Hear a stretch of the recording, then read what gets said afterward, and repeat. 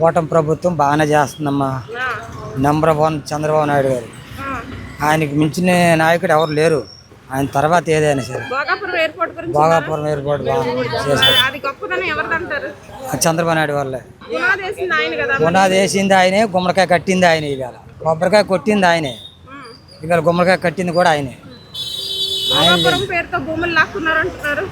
అదంతా ఉత్త అబద్ధాలండి. ఈ లేనిపోని రాజకీయాలు, వైసీపీ రాజకీయాలు, కుట్ర రాజకీయాలు. కొంతమంది మీరు వినే ఉంటారు, పిల్లలు పరీక్ష పేపర్ ముందే లీక్ అయిందని చాలా మంది. అవన్నీ అబద్ధాలు. అవన్నీ నిజాలు కాదండి. అవి స్వార్థ రాజకీయాల గురించి మాట్లాడే విధానం అది, అంతే తప్ప. పవన్ కళ్యాణ్ రాజకీయ ప్రస్థానం పరిస్థితి ఏంటి?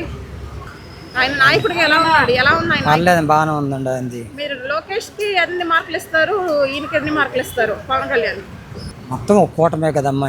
ఎవరు బాగా అంటే ఒక్కొక్కరికి ఒక్కో స్టైల్ ఉంటది కదా. చంద్రబాబు గారి తర్వాత ఆ ప్లేస్ ఎవరికి ఇస్తే బాగుంటుంది? ఆయన తర్వాత ఉన్నన్నాళ్ళు ఆయనే కాబట్టి, తెలుగుదేశం పార్టీకి అధినేత ఆయనే కాబట్టి ఆయన తర్వాత ఇక ఏముందమ్మా, ఉన్నాడుగా ఆయన వారసుడు. అంతేనా? వారసుడేనా? అలా కాదు. ఇప్పుడు రాజకీయం అనేది అంతా మొత్తం వారసత్వమే కాబట్టి వారసత్వమే కొనసాగుతుందంటారా? ప్రజాస్వామ్యం కాదా? ప్రజాస్వామ్యం అవుతుంది రండి, కానీ కొద్ది వారసత్వం అనేది ఉంది కదా. చూద్దామా, ప్రజాస్వామ్యం నెక్కుతా, రాజనీతి ఇది నెక్కుతా, తరతరాలుగా అది చూద్దాం. మరి మీరేం నెక్కుద్దా అనుకుంటున్నారు? ప్రజాస్వామ్యమా, వారసత్వమా? ప్రజాస్వామ్యమే గెలిచిద్దాం. మీరే వారసత్వంతో లోకేష్ వస్తాడంటారు అంటే ప్రస్తుతం తర్వాత ఎవరు వస్తారంటే మరి ఇంటి మీరు అన్ని దానికి ఆప్షన్ అదే కదా అన్నట్టు చెప్తారా? అదే జాతీయ అధ్యక్షుడిగా మరి ఆయన ఎన్నుకున్నారు కదా, మరి ఆయన తర్వాత ఆయనకే వస్తుంది కదా. ఆయన నాయకత్వం ఎలా ఉంది లోకేష్ గారు? బాగున్నాం. మా ఎమ్మెల్యే గారికి అసలు గద్దె రామారావు గారికి మంత్రి పదవి ఇవ్వాలండి. అసలు ఆయన చాలా మంచి వ్యక్తి. ఈ నియోజకవర్గంలో ఆయన మించిన వ్యక్తి లేరు ఎవరైనా. నేను పడిపోతే నాకు సాయం చేసి ఈరోజు నాకు కొట్టిప్పించి నా భవిష్యత్తు కాపాడింది ఆయన. ముఖ్యంగా చాలా మంచి వ్యక్తి అమ్మ ఆయన. చాలా మందికి సాయం చేశారు.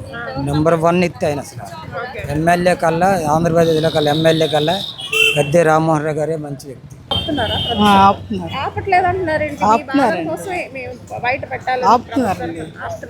మాకైతే మరి ఇప్పుడు భోగాపురం ఎయిర్పోర్ట్ ఒకటి వచ్చింది కదా, దాని వల్ల మనకు మంచి జరిగింది. మంచిగా జరుగుతుంది. ఎలా ఉంటారు? ఎందుకంటే బాగానే జరుగుతుంది మంచిగా. ఇప్పుడు మన అమరావతి డెవలప్మెంట్ ఎలా ఉంది? విజయవాడ అంతకుముందు ఎలా ఉంది, ఇప్పుడు ఎలా ఉంది? బాగుంది. నిజంగా బాగుంది. ఏ విషయంలో? అంటే రోడ్లు అన్ని క్లీన్ చేసి బాగానే ఉన్నాయి అంతా. మీకు ఆడవాళ్ళకి కానీ ఆఫీస్కి వెళ్ళడానికి రావడానికి ఎలా ఉంది? బాగానే ఉంది, పర్లేదు. ట్రాఫిక్ డోక్రా పర్లేదు, అన్ని సదుపాయాలు కనిపిస్తున్నారు. అమరావతి అభివృద్ధి ఎలా ఉంది? చాలా బాగుందండి. గతంతో పోలిస్తే ఎలా ఉంది ఏపీ డెవలప్మెంట్ కానీ? చాలా బాగుంది. భోగాపురం ఎయిర్పోర్ట్ గురించి విన్నారా? విన్నాను. ఏంటి దాని క్రెడిట్ ఎవరికి ఇవ్వచ్చు? చంద్రబాబు నాయుడు. నాది క్రెడిట్ అని జగన్ అంటున్నారు కదా, అది అందరికీ తెలుసు మేడం. మన ఆయన శాఖ మంత్రి రామానాయుడు, అది ఎవరి నిధులు పంపించింది అన్నీ అందరూ తెలుసు. ఏ టైంలో ఎంత పూర్తయింది అందరూ తెలుసు. ఇంకా చూసుకుంటే సార్, ఎయిర్పోర్ట్ భోగాపురం విఐపీస్కి ఎక్కువ పెద్దపీట వేస్తుంది అనేది ఉంది, నిజమేనా? అదే నాకు ఐడియా లేదు. అయితే నేను ఇంకోటి కూడా చెప్పదలుచుకున్నా. మావి గన్ అని చెప్తున్నారు కదా. మావి గన్ అని అంటే అమరావతిని మార్చలేనన్న సంగతి జగన్మోహన్ రెడ్డికి కూడా తెలుసు. కానీ మావి గన్ అని పెట్టారు కదా పేరు. ఫ్యూచర్లో మావి గన్ అంటే మచిలీపట్నం, విజయవాడ, గుంటూరు కాదు, మంగళగిరి, విజయవాడ, గుంటూరు అనే పేరు మార్చారు. ఓన్లీ అమరావతి అనే పేరు మార్చడం కోసం మావి గన్ అని పెట్టారు. అర్థమైందా? అమరావతి అని అంటే అతనికి నచ్చదు. అమరావతి డెవలప్ చేసింది ఎవరంటే చంద్రబాబు నాయుడు పేరు వస్తుంది. కానీ ఇప్పుడు మావి గన్ స్లోగన్ ఎవరిదే? వీళ్ళదే. రేపు ఫ్యూచర్లో ఇప్పుడు డెవలప్మెంట్ రాకుండా ఆపేసి రేపు ఫ్యూచర్లో మావి గన్ అనే పేరుతోటి ఎవరంటే మళ్ళీ అతని పేరు వినిపిస్తుంది కదా. అందుకని ఇన్ని మార్చిన వాళ్ళకి రేపు మచిలీపట్నం కాదు మంగళగిరి అని చెప్తాం. ఇది ఈజీ. నా ఉద్దేశం అది అలా ఆలోచిస్తున్నారేమో అనుకుంటున్నా. మంగళగిరి, విజయవాడ, గుంటూరు అని పెట్టేస్తారు. ఎలా తక్కువ అవుతుంది? దీనికి బడ్జెట్ ఏముంది అమరావతికి? ఎక్కువ బడ్జెట్ పెడుతున్నారు కదా సార్. అసలు ఎక్కడ ఉంది అమరావతికి? అద్దాల మేడలా కడుతున్నారు అనేది ఉంది కదా.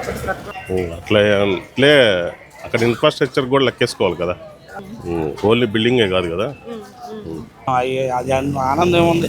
అది అనుకోవడం మేడం, మీడియా ద్వారా మీలాంటి వాళ్ళు సామాన్య మానవుడు కూడా విమానం ఎక్కే కెపాసిటీ భోగాపురం ఉంది మేడం.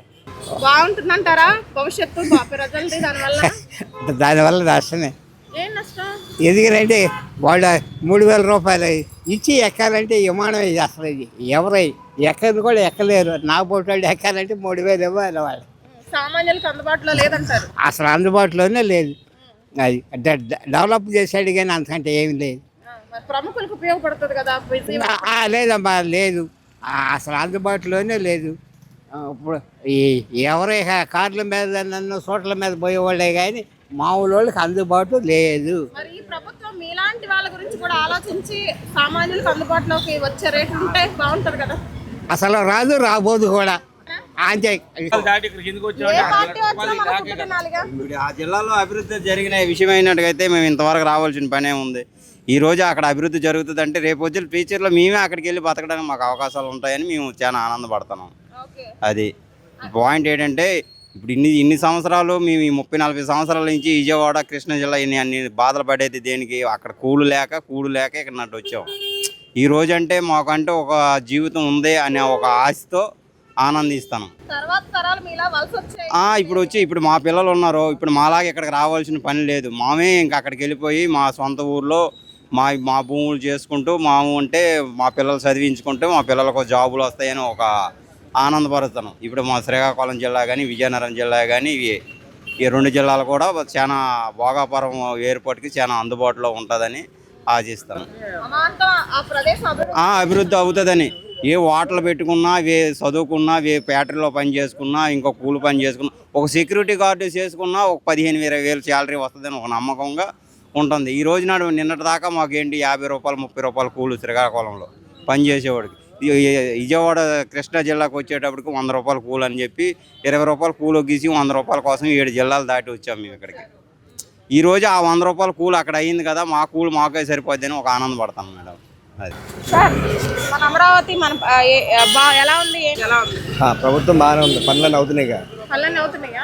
బాగానే ఉంది. ఎవరి పనులు అవుతున్నాయి గట్టిగా? అందరి పనులు అవుతున్నాయి. ప్రభుత్వ పరిపాలన బాగానే. భోగాపురం ఎయిర్పోర్ట్ గురించి విన్నారా? విన్నాంగా. దాని గురించి ఏం చెప్తారు మీరు? మంచిగా జరిగింది ఆంధ్రాకి. ఏ రకంగా మంచి అంటారు? అంతేగా. 1000 ఎకరాల భూములు తీసుకుని నిరుపయోగం చేయలేదా? మిస్యూజ్ చేయలేదా? అలా అంటే మనం ఏం చేస్తాం? ఎవరు చేసేది వాళ్ళు చేయాలి. జగన్ గారు అంతకుముందు ఏం చేయలేకపోతే జరిగింది. నేనే చేశానని క్రెడిట్ తీసుకుంటున్నారు కదా ఆయన. ఆయన వచ్చి ఆయన మాట్లాడతారు, మనం ఏం చేయగలం? క్రెడిట్ ఎవరికి ఇవ్వచ్చు అసలు? చంద్రబాబు నాయుడుకి ఇవ్వాలి. ఎందుకంటారు? చేసింది ఆయనే పూర్తి. అమరావతి బెటరా మాదిగన్ బెటరా? మాదిగని చెప్పలేడు కదా జగన్.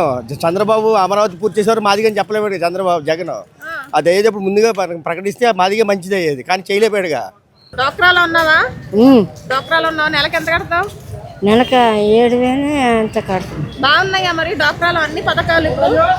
సమానంగా చూస్తున్నారా అందరినీ? పర్వాలే, బాగానే బాగానే చూస్తున్నారా?